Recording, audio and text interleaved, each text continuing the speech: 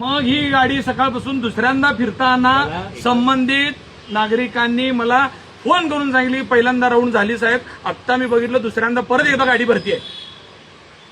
हा मग येऊन विचारलंय ही गाडी कशाची भरली काय. अहो एकीकडे आपण रोज गरिबाचे तोडून आणतो, लोक रस्त्यावरचे रडा लागलेत, पण आपण म्हणतो चला शहर स्वच्छतेच्या नावाखाली मोहीम चालू आहे, चांगली गोष्ट आहे.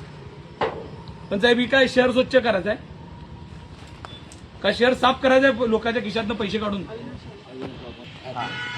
सर हे काय म्हणतात तुमच्या बघा साहेब, बघा तरी अतिक्रमण विभाग मग त्यांचं अतिक्रमण विभाग नियंत्रण अधिकारी. हो हे कुठं चाललं गाडी कुठली आहे बाहेरची गाडी दिसते की हो. एफआर करायचं करा साहेब, करून टाका एफआर. आहे बघा त्याच्यामध्ये काय नाही, तुम्हाला काय करायचं करा, नियमाप्रमाणे काय करायचं करा. असं मॅडम आहेत खाते साहेब. हो तुम्ही गाडी धरली ना, माल चोरीला चालाय म्हणताना तुम्ही काय करायचं करा. असं नाही, लोकप्रतिनिधी तुम्ही आहे. आम्ही काहीच ऐका, ऐका. नागरिकांचा फोन आला. हो का साहेब, खातेप्रमुख तुम्ही आहात, तुम्ही आम्हाला एक सांगा, ही गाडी तुम्हाला विचारून बाहेर चालली आहे का. हे ना सांगतच नाही ना आम्ही. ठीक आहे, आता मग खाते प्रमुख मी आहे ना, मग मीच ती गाडीचे आधार कार्ड घेतो.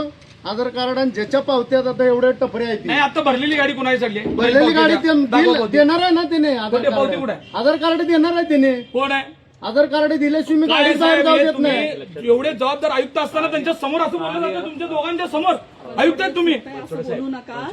ही काय बोलणार ना तुम्ही, ही कार्यपद्धती कारण साहेबांचं म्हणणं घ्या. काय सांगाल कारण साहेब, सांगू दे कारण साहेबांनी. एचओडी खातेप्रमुख समोर सांगता तुम्ही की आम्ही आता पावती देणार म्हणून. असं नसतं, तुम्हाला सांगायला लागलो तुम्ही आयुक्त. नाही आयुक्त आहे तिथं, महापालिकेच्या आयुक्तांनी सांगा आता की ह्यानी जे सांगतात त्याशी तुम्ही सहमत आहे का. नाही, हा कार्यपद्धती चुकीची आहे. जे नियंत्रण अधिकारी आहेत विभागाचे, त्यांनी जी कार्यपद्धती अवलंबला पाहिजे त्या पद्धतीचं इथं चित्र दिसत नाहीये. त्यांनी त्याचा व्यवस्थित खुलासा घ्या आणि गाडीच्या संदर्भात जी काही कायदेशीर कार्यवाही आहे ती करण्यात येईल. साहेब एफआयआर पोलीस यायला लागलेत, 2 मिनिट थांबा साहेब. तुम्ही स्वतः एफआयआरचा आदेश तुम्ही द्या, एफआयआर दाखल करा. सगळ्या विभागाच्या सगळ्या लोकांवर एफआयआर झाला पाहिजे. एफआयआर मध्ये काहीही नाही.